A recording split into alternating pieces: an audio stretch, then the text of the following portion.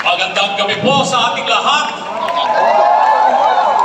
Una po ay nais kong pasalamatan ang Panginoong Diyos sa pagkakataon na makarating po dito sa proclamation rally ni Pastor Apollo Kibuloy. Palakpakan po natin.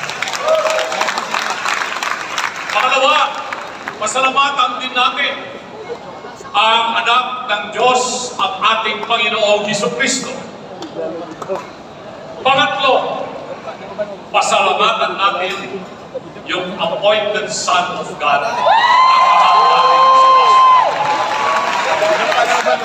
si Pastor. Pangapat, pasalamatan natin ang mga mananampalataya at mga membro ng makapangyarihang bansa, ang Kingdom of Jesus Christ.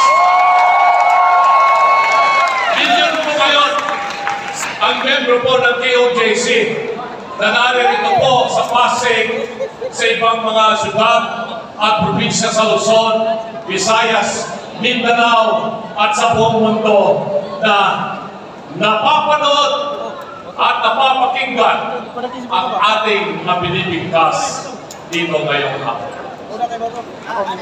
Pasalamatan din po natin si Pangulong Rodrigo Roa Duterte sa kanyang leadership sa PDP laban, sabi nga ni Pastor Apollo Kibuloy, siya ang the right leader of the nation na kailangan nating sundin ang kanyang mga nagawa at gagawin pa bilang ating Pangulo ng Pilipinas. Pasalamatan po natin si Vice President Sara Duterte. Ma'am, natandaan po ninyo ang grupo po ng Duterte PDP laban senatorial candidates. Andito po kami para ipaglaban po kayo. At pasalamatan po natin ang sambayan ng Pilipino na kahit marami po sa kanila o sa atin ay naghihirap, 83% sabi ni Pastor Apollo Kibuloy ang naghihirap na Pilipino ngayon, pero andyan pa rin sila. Matyaga po sila na nakikipaglaban dahil matatag ang kanilang pananampalataya at paniniwala sa Panginoon. Isa po akong abogado. Mahirap po yung pinag-aaral mo bago po ako naging abogado. Pero matyaga po tayo dahil sa paniniwala natin sa salita ng Diyos. Lagi po yan ang ating sinusundan at tatahaking landas.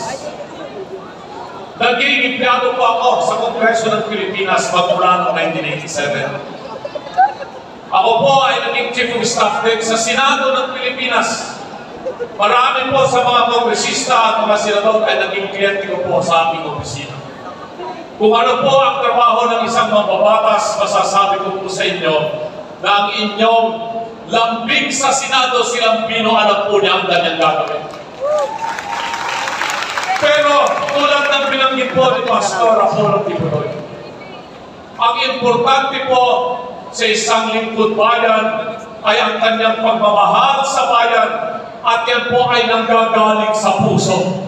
Kung wala kang puso pagserbisyo ng totoo, hindi mo matutupad ang iyong misyon upang sa ganoon ay gawing maganda ang bayang Pilipinas, gawing maganda ang buhay ng mamamayang Pilipinas. Ano ba yung mga programa na dapat po natin pagtuunan pansin? Marami na po nabanggit si Pastor Apollo Kibuloy. Marami na rin nabanggit si Senator Bato de la Rosa. May mga nabanggit na rin ang aking batang kasamang abogado, si Atty. Jimmy Budok. Kukupyahin ko na lamang po yun at susuportahan yung mga programa. Pero meron lang po akong apat na idadagdag. Una, patungkol po sa agrikultura. Sabi ni Pastor Apollo Kibuloy, siya raw ang ating leader. He is our right leader. Sabi ni Senator Bato de la Rosa, siya raw ang brave fighter. Sabi ni Atty. Budok, siya raw ang the right lover. Ako naman po ang the patient farmer. Dahil po, may edad na rin po tayo at pinagdaanan ko na rin po ang maraming kaso. Tawanan sa Korte, Regional Trial Court, Court of Appeals, Sandigan Bayan hanggang sa Supreme